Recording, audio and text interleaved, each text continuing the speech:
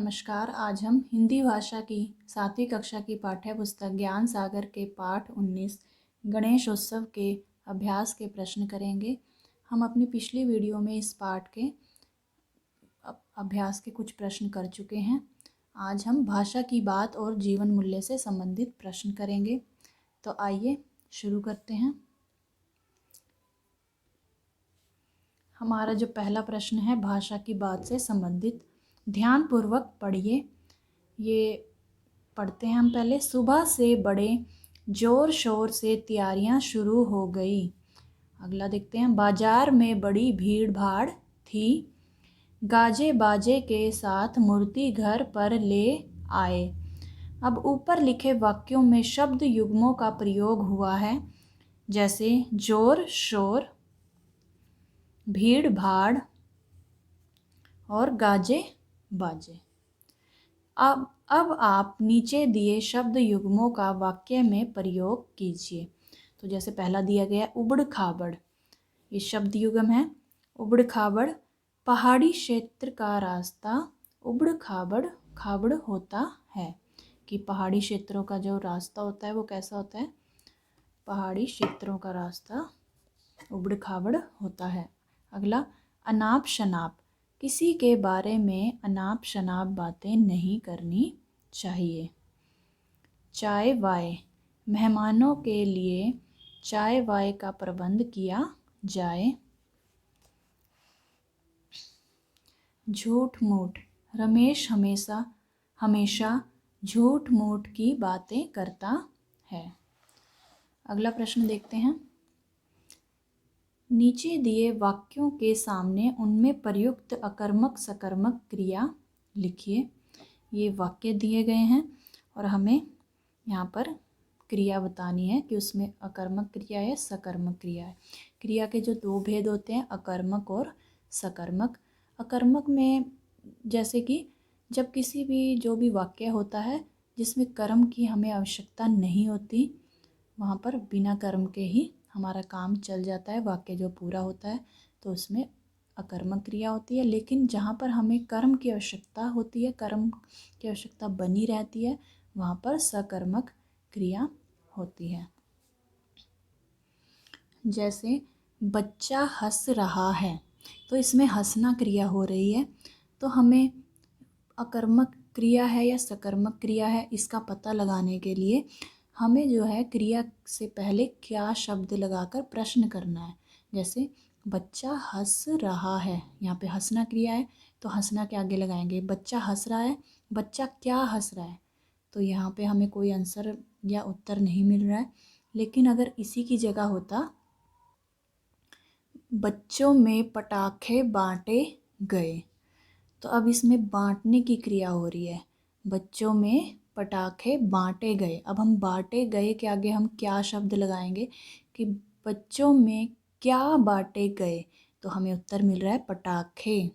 बच्चों में क्या बांटे गए? पटाखे। तो इसमें हमें उत्तर मिल रहा है, यानी कि ये सकर्मक क्रिया का उदाहरण है। और जहाँ पर हमें उत्तर नहीं मिलता, जैसे कि बच्चे हंस रहे हैं, बच्चे क्या हंस रहे हैं, तो इसमें हमें कोई उत्तर नहीं मिलता, तो यहाँ पर अकर्मक क्रिया होगी। तो आइए देखते हैं। पहला, बच्चे चहक रहे थे, तो यहाँ पर चहकने की क्रिया हो रही है। तो अब हम इससे पहले हम क्या शब्द लगा के देखेंगे, बच्चे क्या चहक रहे थे, तो इसमें तो हमें कोई उत्तर मिल ही नहीं रहा है। तो यानी कि चहक रहे थे, ये कौन सी क्रिया है? अकर्मक क्रिया। अगला देखते हैं। गणेश चतुर्थी के दिन मोदक बनाए जाते हैं। बनाए जाते हैं, यहाँ पर ये क्रिया हो रही है, बनाए जाना। तो अगर हम इसके आगे, इस क्रिया के आगे क्या शब्द लगा के देखें, गणेश चतुर्थी के दिन क्या बनाए जाते हैं, तो हमें उत्तर मिल रहा है मोदक। तो यहाँ पर ये सकर्मक क्रिया का उदाहरण है। अगला देखते हैं। मंजीरे घड़ियाल बच्चों को दे दिए। अब देने की क्रिया हो रही है यहाँ पे। बच्चों को क्या दे दिए? बच्चों को क्या दे दिए? मंजीरे घड़ियाल, ये हमें उत्तर मिल गया। तो इसका मतलब ये भी सकर्मक क्रिया है। दे दिए सकर्मक क्रिया है यहाँ पर। अगला देखते हैं, कार्तिकेय को ही मोदक मिलेगा। अब यहाँ पे मिलेगा ये है क्रिया। कार्तिकेय को ही क्या मिलेगा? मोदक। तो उत्तर हमें क्या मिला कि मोदक मिलेगा, कि कार्तिकेय को ही क्या मिलेगा? कार्तिकेय को ही मोदक मिलेगा। तो यहाँ पर मिलेगा क्रिया शब्द है और यहाँ पर कौन सी क्रिया है? सकर्मक क्रिया। अगला प्रश्न है हमारा, नीचे दिए गए शब्दों के अर्थ शब्दकोश में से ढूंढकर लिखिए, साथ ही इन शब्दों को शब्दकोश के क्रमानुसार लिखिए। कि हिंदी भाषा का जो हमारा शब्दकोश है उसमें जो शब्दों का जो क्रम है वो ऐसे होता है, जैसे पहले स्वर आएंगे और उसके बाद व्यंजन। कि शब्दों में, शब्दकोश में शब्दों को क्रमानुसार लगाने के लिए सबसे पहले सभी स्वरों का स्थान आएगा और उसके बाद व्यंजनों का स्थान आएगा। स्वर हमारे जैसे अ, आ, ई और व्यंजन हमारे क, ख, ग, घ, ण। ठीक है, तो आइए इन शब्दों का क्रम निर्धारित करते हैं। ये शब्द दिए गए हैं, विनायक, निर्भर, सार्वजनिक, रक्षक, अर्पण, परिक्रमा, पौराणिक, सर्वप्रथम, प्रथा, स्मरण।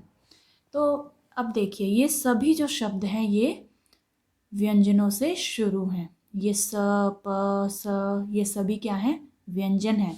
लेकिन केवल स्वर से शुरू कौन सा है? ये अर्पण।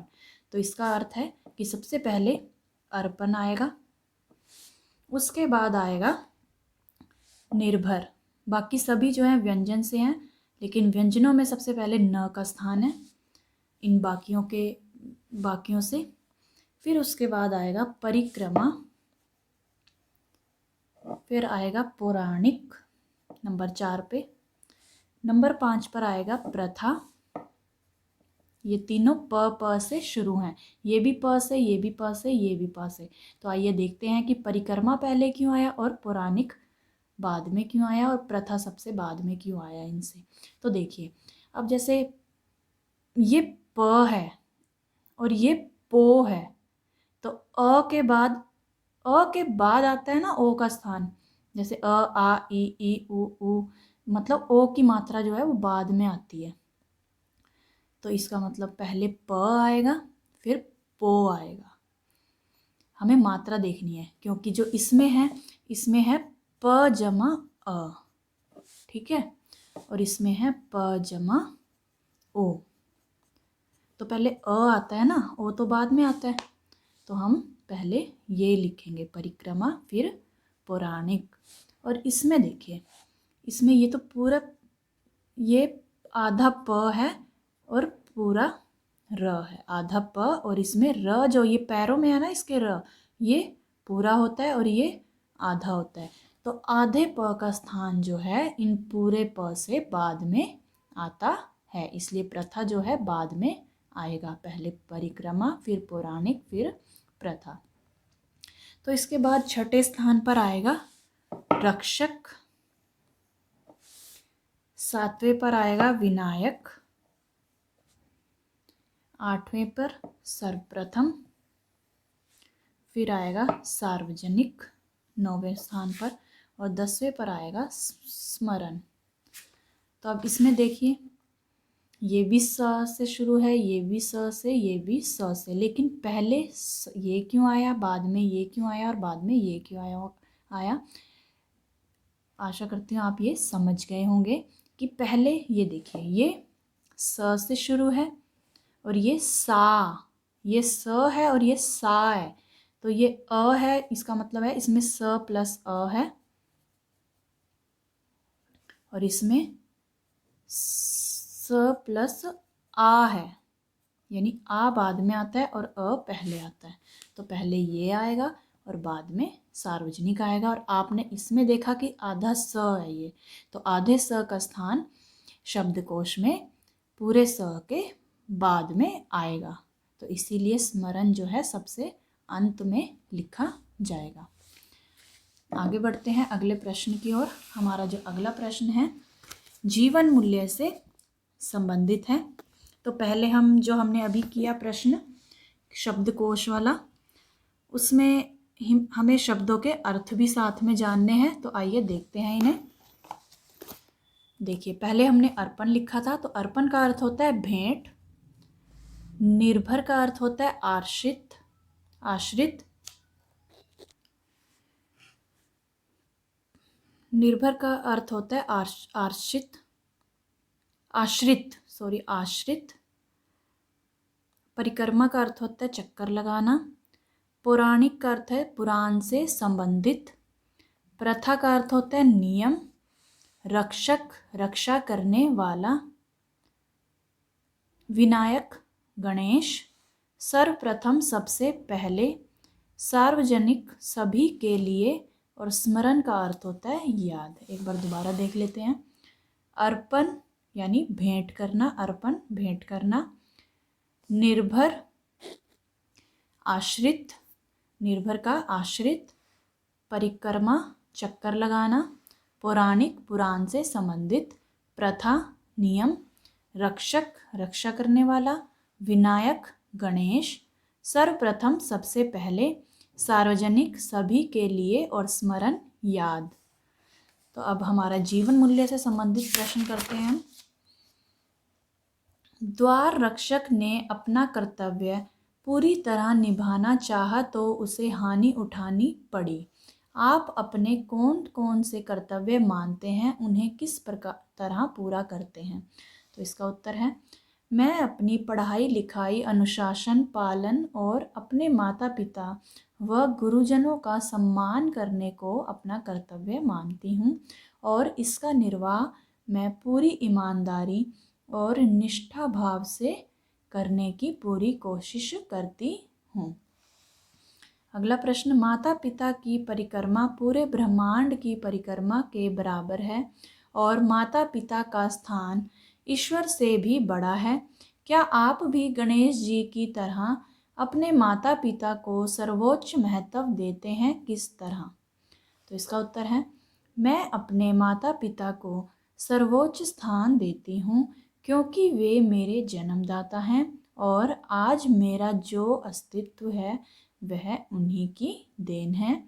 हम कभी भी अपने माता पिता का ऋण नहीं चुका सकते, इसलिए मैं उनकी हर आज्ञा का पालन करती हूँ और उनके द्वारा निर्देशित कार्यों को पूरा करती हूँ। कि जो भी वो मुझे कार्य देते हैं करने को, उसे मैं पूरा करती हूँ। अगला प्रश्न, आपको कौन सा त्योहार अच्छा लगता है और उससे आपको क्या प्रेरणा मिलती है? यह भी बताइए कि आप किस प्रकार मनाते हैं, कि आप इस त्योहार को किस प्रकार मनाते हैं। मुझे दीपावली का त्यौहार अच्छा लगता है।